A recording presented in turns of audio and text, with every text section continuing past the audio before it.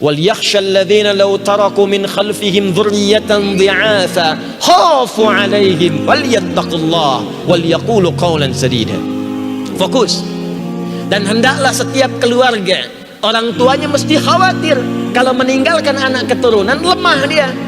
Lemah iman, lemah pendidikan, lemah ilmu. Kenapa? Karena dia akan menghadapi tantangan di masa depan yang lebih kuat dibandingkan dengan tantangan orang tuanya saat dia hidup. Itu amanah Quran, Pak, Bu.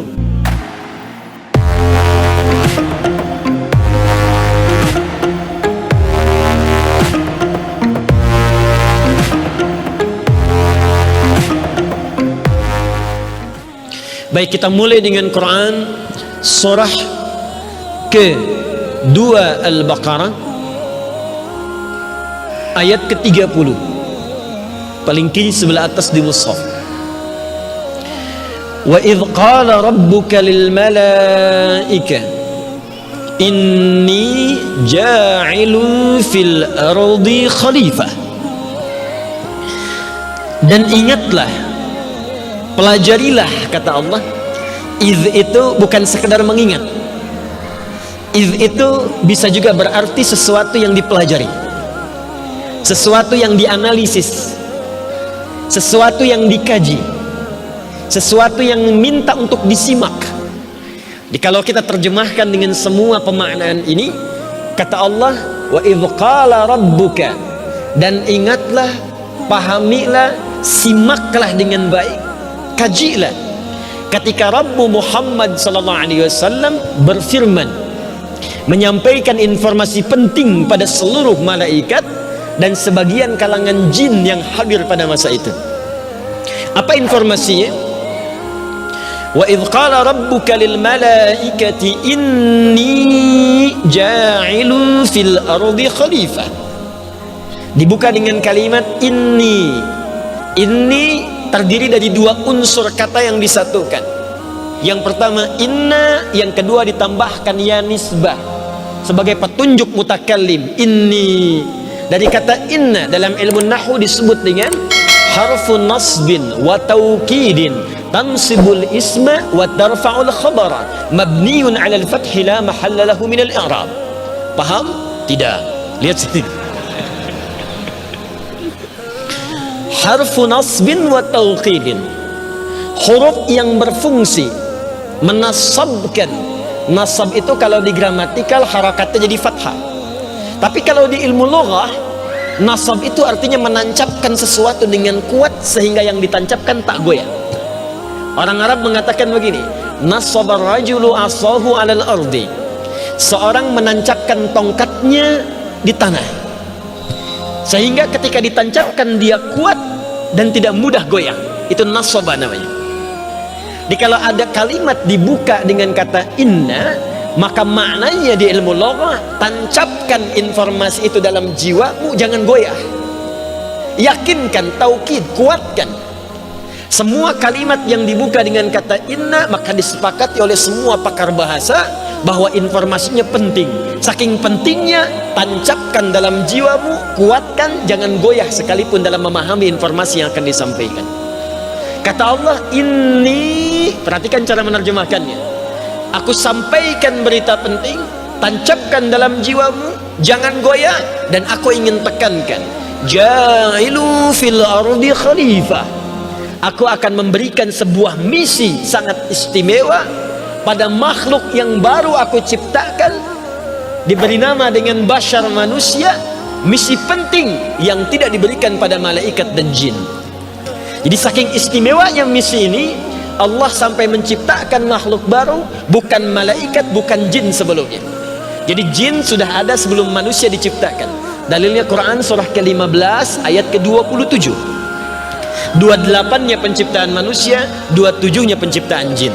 Wal janna khalaqnahu min qablu min naris samum. Adapun jin diciptakan sebelum manusia dari bahan yang berbeda dengan materi manusia, api yang menyala-nyala. Apa yang penting ini? Kata Allah, ja'ilu fil ardi khalifah. Aku akan memberikan fungsi, misi pada makhluk yang aku cipta ini, namanya bashar. Jadi Bapak Ibu sekalian, ada khalaqa, khalid, ada ja'ala, ja'il, itu beda. Kalau khalaqa, khaliq, itu mencipta dari yang tidak ada jadi ada. Allah disebut khaliq karena Allah mampu mencipta dari yang tidak ada jadi ada. Kalau kita tidak disebut khaliq, ingat, mukhtari', karena mencipta sesuatu butuh bahan sebelumnya. Ini meja nggak bisa antum tiba-tiba bikin jadi meja tidak. Mesti ada kaca dulu, mesti ada kayu dulu, kayu dari pohon dulu. Allah tidak, kun fayakunu, jadi. Perlu bahan, bahannya ciptakan sendiri. Ya, perlu sesuatu, langsung jadi. Karena itu ketika Allah menciptakan kita, menyebut dirinya dengan khaliq. Buka Quran surah ke-15 ayat ke-28. Wa idh qala rabbuka lil malaikati inni khaliqun basyara. Ingatlah ketika Rabbu berfirman pada malaikat, tanamkan pada jiwamu dengan kuat, jangan goyah, aku akan mencipta dari yang tadinya nggak ada menjadi ada, makhluk baru, bukan malaikat, bukan jin, disebut dengan basyar. Kitalah manusia. Sedangkan semua ciptaan Allah itu mesti punya fungsi, mesti ada manfaatnya.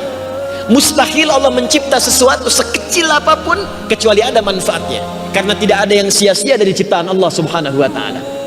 Karena itu Allah sampaikan, ciptaanku walaupun kecil, walaupun nyamuk atau lebih kecil daripada nyamuk, pasti ada hikmahnya, kata Allah. Quran surah kedua Al-Baqarah ayat ke-26, paling kanan di pertengahan. Innallaha la yastahi ay yadriba mathalan ma ba'udatan fama fawqaha. Kata Allah, saya tak ragu dan tak malu menciptakan yang paling kecil pun semisal nyamuk atau lebih kecil darinya. Lebih kecil dari nyamuk ada bakteri, ada virus, ada atom, ada lagi sekarang yang menyusun atom kemudian. Kata Allah, itu pasti ada hikmahnya. Jadi kalau atom yang kecil saja atau yang lebih kecil daripada atom itu sendiri, ada yang neutronnya misalnya, ya, ada protonnya yang menyusun itu lebih kecil bahkan bagian atom sendiri.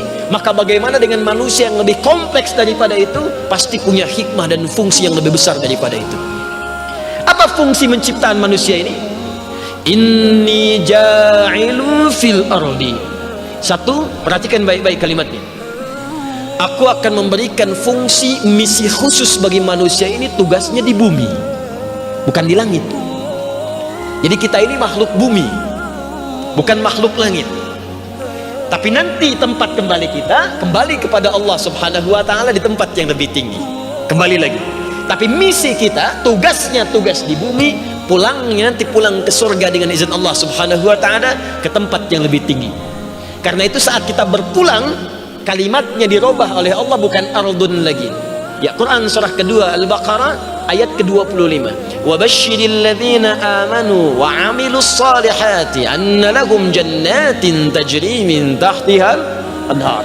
Berikan kabar gembira pada orang-orang beriman yang nanti menuntaskan misi sempurna ketika di bumi dengan menenun amal-amal soleh. Tempat pulangnya aku siapkan di beragam surga yang nanti bisa mereka pilih. Karena itu kalimat surganya di ayat ini beragam bentuknya, jamaah. Nanti ada 8 jenis yang bisa kita pilih. Dalam memilih itu, nanti misi kita di bumi lah yang menghasilkan bekal-bekal yang sesuai dengan surga nanti yang ingin kita tempati dengan izin Allah subhanahu wa ta'ala. Baik, apa misinya? Perhatikan baik-baik. Khalifah. Khalifah. Apa itu khalifah? Khalifah setidaknya memiliki dua arti. Satu, saya coba tuliskan sedikit supaya mudah memvisualisasikannya. Ini belakang agak gelap, bisa kelihatan ini? Bisa, luar biasa. Belum saya tulis udah kelihatan. Khalifah sejati itu cuman di UP, udah gelap bisa kelihatan, yang terang aja nggak nampak gitu ya. Masya Allah. Khalifah, ya, setidaknya memiliki dua arti yang utama. Satu, khalifah berasal dari kata khalafa yakhlifu khalifatan, hal yang saling menggantikan, sesuatu yang saling melengkapi, dari kata khalafa.